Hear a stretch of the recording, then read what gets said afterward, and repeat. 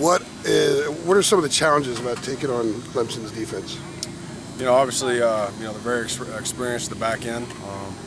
They're a little younger up front than they have been previous to last year, but overall they're extremely explosive, very good at what they do, bring some different pressure packages, and do a great job on playing aggressive. They force you to make competitive plays across the board, and overall, I know Coach Venable is a very good coach and has them playing at a high level. They lost a lot of guys from last year. Have you seen enough film where you can get a good gauge on what kind of level they're ascending right now? Well, they're playing at a high level. Obviously, the #1 team in the country, and I think they're the top couple of ranked defense in the country. So obviously, he's doing a great job getting those guys prepared each and every week and ready to play. Are there any specific players you've noticed on film who really stood out for Clemson on the defensive side? Overall, again, I think as a whole, they're very talented at every single position group.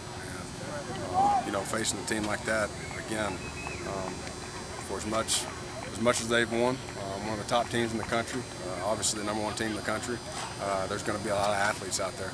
They didn't just do that by not having guys. So they're going to be very well suited across the board. Again, it's going to be a great challenge, but all year long our players have responded great to each and every challenge.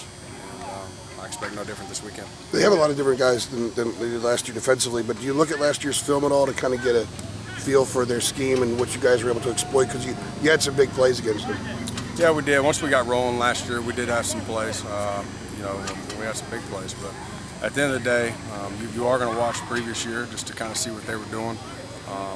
Kind of see where you were maybe not doing as well. So overall, I think every opponent you play, you're going to do that. But each year is a little bit different. Their scheme changes a little bit different. Our schemes change a little bit different based upon the personnel you have each and every year. And then, what your strengths and weaknesses are. Your ground game, last 8 games, you guys have averaged well over 200 yards. The last 3 games have been huge, around, 8 something. Why has the running game become so productive as it has, especially in the last few weeks? Well, we really, biggest thing I think up front, you got to give those guys a lot of credit. We've taken what they've given us. There's a lot of times throughout the game to where we want to rely upon our run game.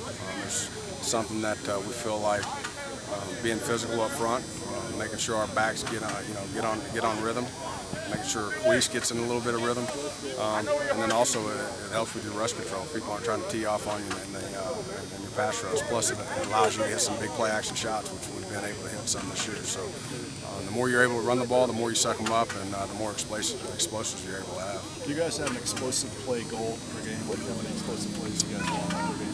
Yeah, we're 8 or more a game. And, We've had that every game. Yeah, we've been well over the last few. So we've reached that goal every single game this season. At the same time, each week's new, and each week presents a new challenge. So it'll be a challenge this week, but I think our guys are definitely ready for it. I'm excited to see them play. What do you attribute